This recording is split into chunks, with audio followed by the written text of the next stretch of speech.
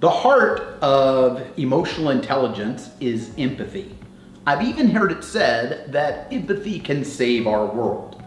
Well, what is empathy?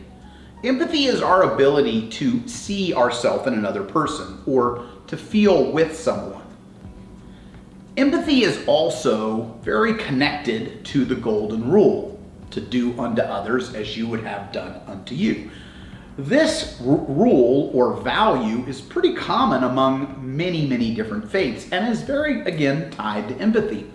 When I can see myself in another, it is less likely that I would want something bad to happen to them, and much more likely that I would want something good to happen to them because I see myself in them and I would want something like that to happen to me. You can think of empathy and othering as like a continuum. As empathy, I'm becoming more emotionally close to someone, and othering, I'm becoming more and more emotionally distant from someone.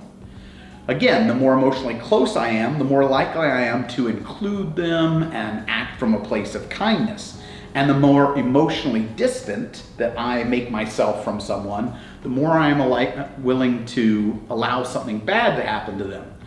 Othering taking to extremes is actually things like cruelty or bullying or even racism. So empathy really does build a more inclusive and peaceful community. So how do you practice empathy? Well, empathy really has three big parts. One, to see what someone is feeling. Two, to put yourself in their shoes. And three, to feel a little bit of what they're feeling. You don't have to feel all of what they're feeling, but if you can just feel even just a little bit, that is an empathetic response. Let's say, for example, a friend of mine is super upset because she lost her cat. Her cat has died. And she's really upset. And I noticed that. An unempathetic response might be, hey, get over it. It's just a cat. Well, if I do that, you can imagine the impact that would have on my relationship with her. It would probably be a long time before she forgave me. In fact, an unempathetic response to an emotional person is often a very big withdrawal in that relationship. So let's take it the other way and imagine I have an empathetic response. I notice that she's upset, so I see what she's feeling. Then two, I put myself in her shoes and imagine why she would be emotional in that situation. And then I feel a little bit of what she's feeling by knowing what I would feel if I had lost something I loved. Now, one key delineation there is too often our own preferences and values get in the way of us feeling empathy. So let's say, for example, let's say I don't like cats. Let's say I dislike cats. And when she says, my cat died, I think to myself, good, one less cat.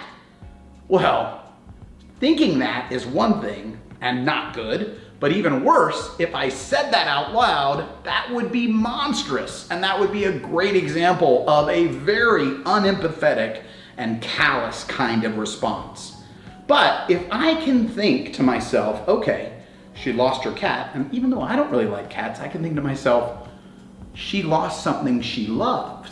And I can find common ground in also a time I lost something I loved. And then I can feel empathy. It completely changes the experience. This is empathy, and it's so important that we show it to others. Empathy is core to building stronger, healthier relationships.